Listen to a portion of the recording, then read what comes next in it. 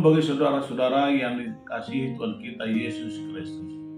Renungan kita hari ini, Rabu tanggal 3 April 2024, tertulis dalam Matius 5 ayat 4. Berbahagialah orang yang berduka cita, karena mereka akan dihibur.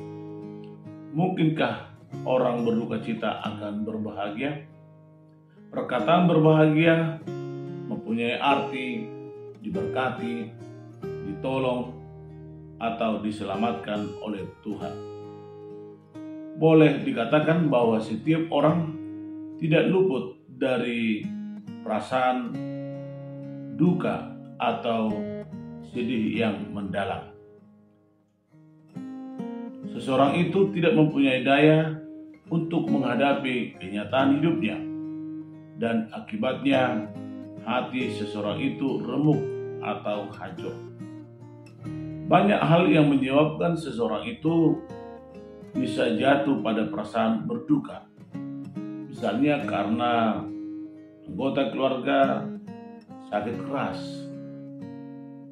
karena ada orang yang meninggal, kehilangan harta, kehilangan jabatan, atau mungkin karena ada kegagalan. Akibatnya seseorang itu menjadi frustrasi, tidak mempunyai daya untuk menghadapi tantangan hidupnya. Itulah di satu sisi arti daripada berduka cita itu. Tapi duka cita yang dimaksudkan oleh firman ini, oleh Yesus Kristus, bukanlah demikian.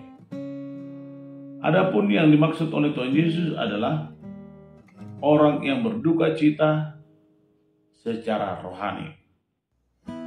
Mereka berduka cita pertama karena menyadari dirinya adalah berdosa.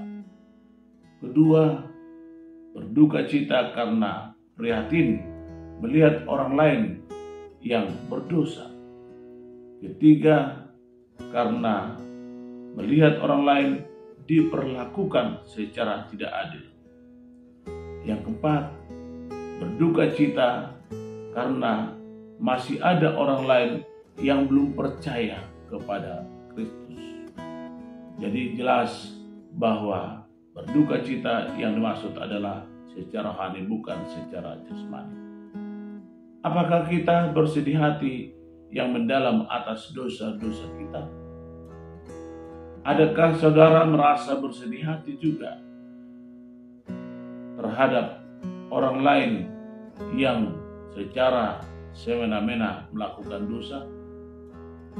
Adakah kita merasa menderita atau bersedih hati yang sangat mendalam atas ketidakadilan yang diperlakukan oleh dunia terhadap saksi-saksi Kristus?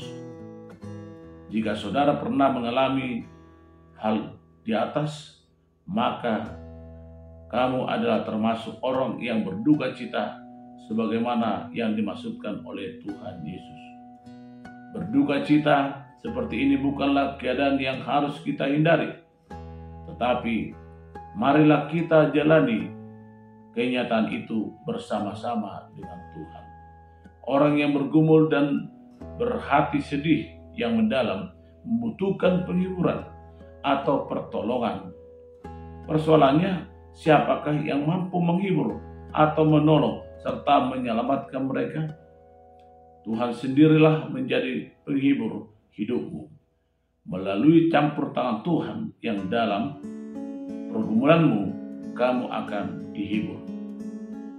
Jika kita merenungkan perjalanan hidup kita, sebenarnya kita harus bersedih hati yang mendalam akibat dosa-dosa kita.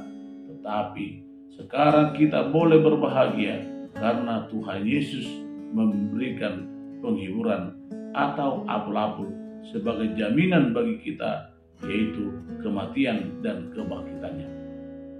Pada akhirnya, orang yang mengenal dosanya di hadapan salib Tuhan Yesus tidak harus bersedih hati lagi, tetapi menjadi berbahagia, bersukacita karena Yesus Kristus yang telah menyelamatkan kita.